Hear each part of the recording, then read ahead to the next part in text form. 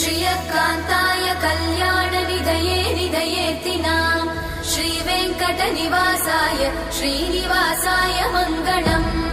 लक्ष्मी सविभ्रमालोकसुभ्रूविभ्रमचक्षुषे चक्षुषे सर्वलोकानां वेङ्कटेशाय मङ्गलम् श्रीवेङ्कटाद्रिशृङ्गाग्रमङ्गलाभरणाङ्ग्रये